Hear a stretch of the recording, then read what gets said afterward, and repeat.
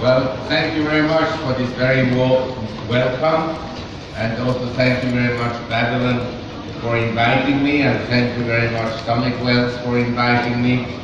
Of course, I'm very happy to be in Vietnam, and I'll explain to you in a second why.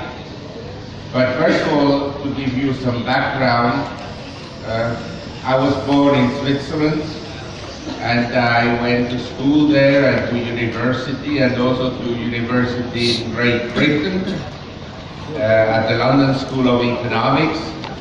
And then in 1970 I started to work on Wall Street, and in 1973 they sent me to Asia to develop their business here in Asia. And I went once on a beach in Thailand, and then I met a fortune teller, and he said I will never again leave Asia. That's why I'm still here today, I guess.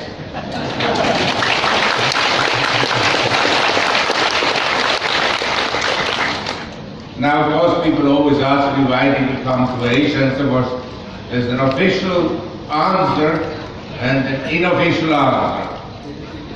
The official answer is that I saw at the time the huge economic potential of Asia, and that Asia would grow at a much faster pace than the Western world, and that there would be great investment opportunities here.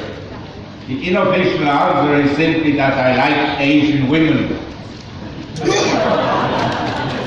So that's why it's another reason why I'm still here. But when I came to Asia, what captured my attention is that Asia was still extremely poor, and Japan had developed superbly and had very high economic growth in the 50s and 60s and 70s. And I thought this would also happen in Taiwan, South Korea, Singapore, and Hong Kong. And so growth after 1970 shifted to these new regions, and they grew at a very rapid pace. And then around 1978, to be precise, Deng Xiaoping in China declared the open door policy. And when China moved from a communist socialist system of state ownership to private enterprises, growth began to accelerate, initially slowly, because at the beginning the opening of China was an experiment. But after about 1995, 2000, as I shall show, growth accelerated dramatically, and China became a very important economy. And my experience with Vietnam was the following. On March 28, 1975, a friend of mine had introduced to me a Vietnamese. This Vietnamese came to my office on the 28th of March, April 1975, because he was visiting his father, who was already in Hong Kong. And this young man happened to be from the family that owned most of the real estate on the main road that stretches between the Caravelle Hotel and the Hyatt Hotel all the way down, the Hugon Howe family. He came with just an overnight bag. And then on April 30th, Saigon fell, and he could never go back. He was lucky to be outside Vietnam, but he had no money with him, or very little, and all his belongings were in Saigon and not in Hong Kong. And so at about 40 years of age, He had to start all over again because in Vietnam he was running his parents' business, real estate business, and collecting rents. And now in Hong Kong he suddenly had to start working for a French company. And what I want to say with this is, you know, when you invest money, one consideration is always diversification. Because you can have all your money in real estate. The real estate market may turn down, or as in the case of 75 in Vietnam, you may lose it all because of expropriation. Stocks can also turn down and collapse, and some stocks never recover, can happen, and bonds can become worthless through high inflation rates and so forth. So my first advice is basically to have a diversified portfolio. The diversification will not provide you with huge returns, but the returns will be relatively safe and you can sleep at night. And by the way, if from the time you are born until you die, and you all look very healthy, so I expect you to live until at least 100. So if you put your money at 5% per annum, $1 will grow to $120 in 100 years. So it's not a bad return. You just have to have parents who give you a lot of money at the beginning, like $1 million. So it grows to $120 million because of the compounding impact. What I want to say is, one way to make a lot of money is not to lose money and to make your 5% every year.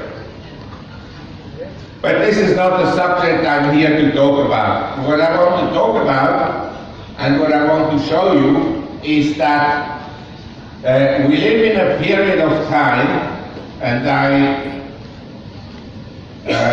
explained this to some extent before, where huge changes are occurring in the world as a result of the breakdown of the communist socialist ideology, where suddenly 2 billion people were released into the free market economy, and these people can now work, they can travel, they have more economic freedom than before, they have also some political freedom, and so the whole world is changing dramatically from a previously Western European American centric world to now a more China-centric world, to a world that is more centric in emerging economies that will grow and are growing at a much faster pace than the US and Western Europe. And in Europe and in the US, the average citizen experiences at the present time declining standards of living. In other words, inflation adjusted. They earn less than their parents earned, and they also have less wealth than their parents had when they were 35 years old. So this is a major change. This is the first generation in the Western world that will not live as well as their parents. On the other hand, I can say that in emerging economies, not every race, not every horse is equally fast, but in general, I would say that the typical household, the typical wage earner today is of course much better off than his parents were 30 years ago. There's no question about this. When I came to Vietnam, the first time was actually 1989. I guess most of you were not even born at that time. But at that time, Vietnam was extremely poor. The first time I went to South Korea, Taiwan, Singapore, 1973, all these countries were very, very poor. and today they are among the richest countries in the world.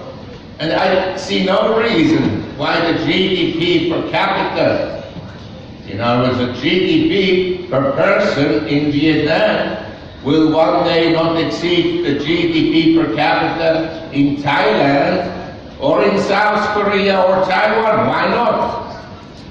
And I had a great face at the time in '89 when I first came to Vietnam, because I saw that people worked very hard and they could also take hardship. So that's why we started to invest. In '94 we built the Furaba Hotel in Da Nang.